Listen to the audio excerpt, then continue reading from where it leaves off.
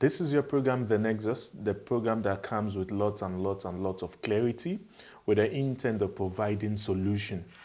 Today we shall be discussing a quite topical issue. I think one of the best things you know Nigerians with is nomenclatures. This particular subject of matter today has come from RUGA to cattle colonies to national livestock plan. It has taken lots and lots and lots of names.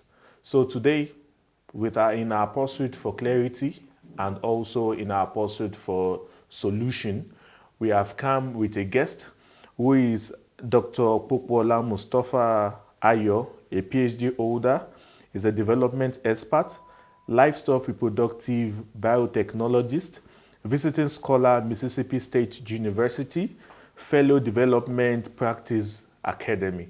With this kinds of resume, I'm very sure you are sitting there calmly waiting. Who is this man?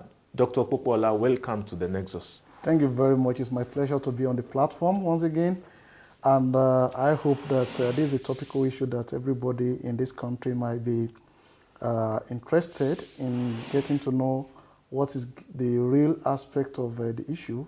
And we're going to be looking at it from both science angle and the development angle so that we can actually have a good nexus at the end of the day. Today we shall be having two perspectives from just one man. And my first question to you, sir, doctor, is how come we have cattle colony project, we have RUGA resettlement program, and we also have national livestock transformation plan? What is the meaning of all these words? I think without yesterday we cannot have today, and without today we cannot have it tomorrow. The fact still remains that we are a country that talks with a lot of misinformation, and like you rightly said, we love good nomenclatures. After all, many of them we don't know their meaning, and this particular issue of context, you know, the sensibility of people that were insulted were because of all this nomenclature. Let me start from cattle colony. It's a model that is being used in very few countries in the world. Particularly, our reference point was Pakistan in this case, and what they do at a colony is to make sure that you have an aggregate of animals that are meant mainly for beef production, and at that particular place, different farmers bring it together, and there is a point for them to actually have some of them that are going into different value chain for development, like if you want to process into beef, then you get there, you're going to see some abattoirs that is modernized. You're going to have people that are going to cut these animals into different sizes, you know. Let me just take you a bit back that in this country, what you eat, you don't even know the part of cattle you eat. So you have steak, you have different things. So it's more organized to know, okay, I have this part of animals to be eaten. So in that colony anyway, it's just like a stopover for farmers to actually convert their animals from the point of production to the point of processing. So you can go there, you can buy live animals. You can go there, you can process your animal over there, and you can add some values if you want. So in essence, why that one is not what we are talking about in this country is that these are animals that have reached the finished and table market size.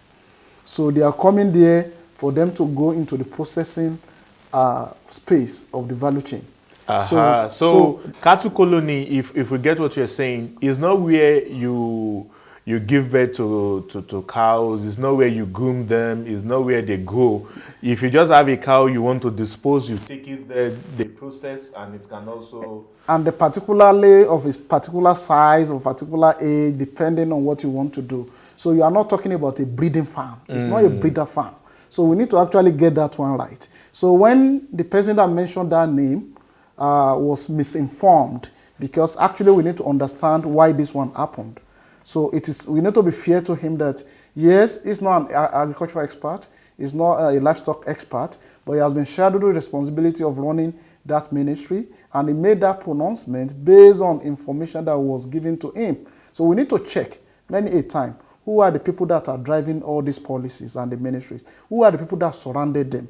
So because he will not make any statement out of his own volition, some people actually prepare that. So if you don't understand that, what actually caused the problem is that it was not a well-managed information. And they didn't check very well. The moment there was a pronouncement, there must be a reaction.